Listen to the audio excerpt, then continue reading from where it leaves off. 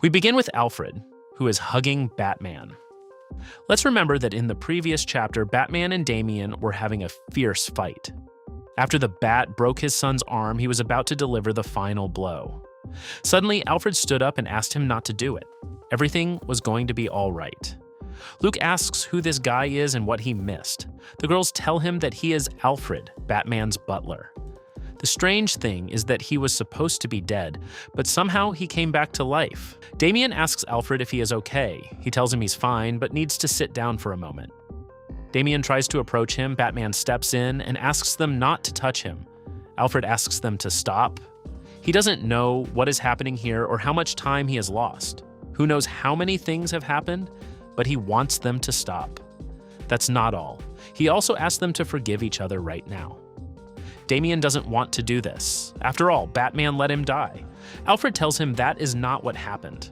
Besides, Batman would never let him die. The conversation is interrupted. Ra's al Ghul is here along with his daughter, his granddaughter, and a group of ninjas. All this time, Alfred was a zombie. He listened to all their plans. What Ra's al Ghul wants to do is something good, but what he is planning is wrong on every level.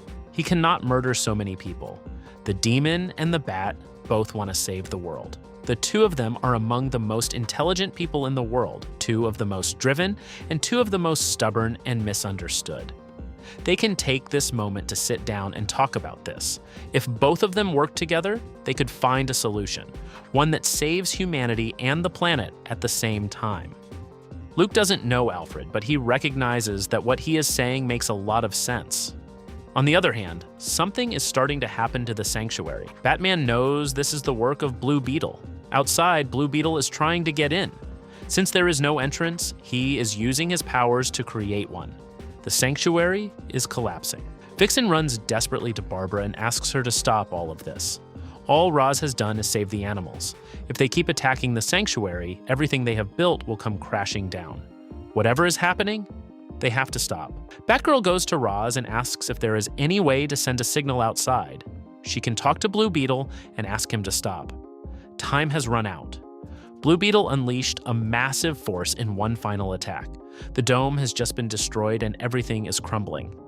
Blue Beetle enters the sanctuary. Blue Beetle apologizes to them. The entrance was attacked and destroyed. He didn't know how to reach them. Then he asks if everyone is all right. Harley knows Blue Beetle is in trouble. The animals have started to suffer. Shards of glass have lodged into their bodies. The first animal has just died. This was the last of its species, and Blue Beetle is responsible for wiping them out. Blue Beetle will have to pay for the crime he just committed. Vixen braces herself and launches at Blue Beetle. Blue Beetle is about to fire an attack at her. Plastic Man steps in and asks him not to shoot. Vixen is now held captive by Plastic Man. Suddenly, Blue Beetle takes a powerful hit from behind.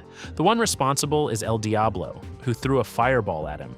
Meanwhile, Athanasia stands in front of the bat. She tells him that what she is about to do is something she has wanted to do her whole life. Athanasia delivers a powerful blow to Batman, who we see bleeding.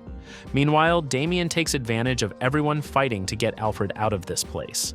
He wants to get him out of here. We return to El Diablo, who keeps throwing attacks at Blue Beetle.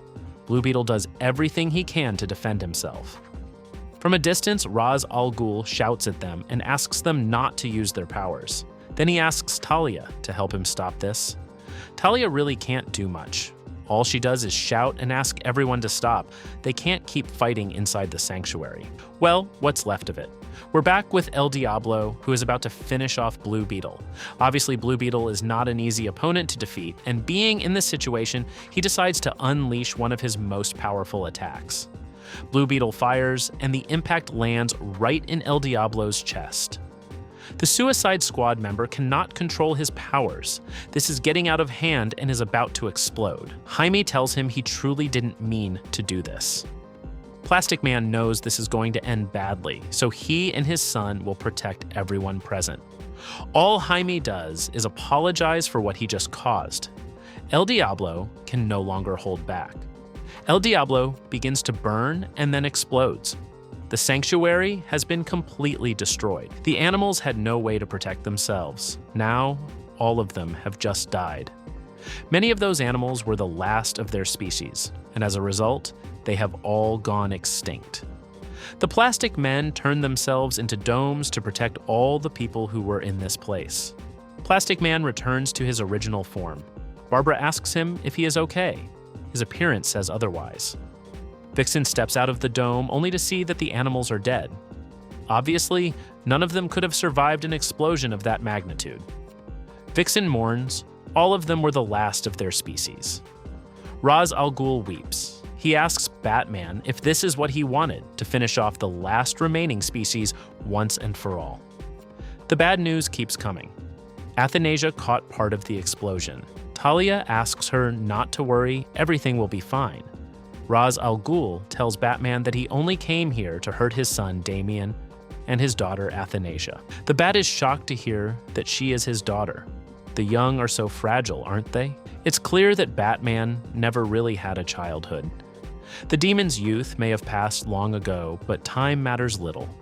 He still remembers the passion he had in his youth. We move to the White House. The president-elect is finishing his swearing-in ceremony. Up in the air, Professor Irons is keeping watch over the area. Jackson communicates with her. Aqualad has just noticed some strange movements. Natasha asks him what he means. Jackson tells her he doesn't know, but asks her to go higher in the sky. At Ra's al Ghul's base, the demon tells Batman that once again he is in the wrong place. The Bat is always so certain about what is right and what is wrong. The president is still continuing with the ceremony. The professor keeps searching but finds nothing. Natasha asks Jackson what he is looking for. Aqualad tells her he doesn't know, but he needs a better vantage point, and the professor will get that from up in the sky. The professor asks him what she should look for. Would it be a good idea to get the president out of there? Jackson tells her that won't be necessary. All she has to do is stay up in the air. Meanwhile, Ra's al Ghul continues speaking. He knows that young people always have great passion, and that is why he recruits them to carry on his wars. There is no doubt there is a great passion within the young. Suddenly, Aqualad begins making a series of strange movements. Jackson is a young man full of passion and will do what is necessary to stand out among the other young people. It is noon, and the attack begins. A massive wave of water has formed. In the distance, the president stops and is unable to finish the swearing-in ceremony. The professor asks Jackson what he is doing. The water begins to fall, and the people attending the ceremony are attacked. Natasha cannot believe everything Aqualad is doing and desperately asks Jackson to stop. Without a doubt, many people will die, and she alone cannot do much. At the secret base, Ra's al Ghul tells Batman that he already has what he wanted. He has already rescued the children and can take them out of here without any trouble, along with Alfred. Batman's mission was a complete success.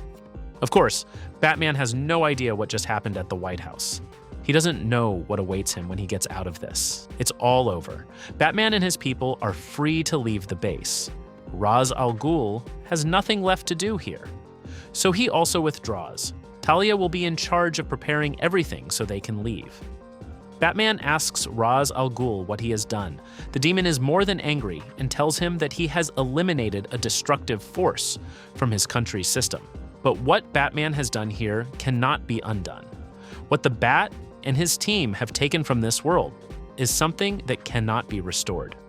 All because he always acts in a reckless and selfish way.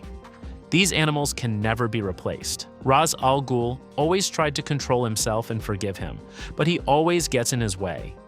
If Batman does that again, he will die along with those he tries to protect. Whatever mercy he had for him, whatever thought he had about not killing him, has just come to an end. His daughter and his grandchildren will not stop him from killing Batman the next time he sees him. His sanctuary was eliminated, and the same will happen to Batman. Humans are destroying themselves, but Ra's al Ghul will prevent them from taking the planet down with them. A few hours have passed, and Ra's al Ghul is in another sanctuary.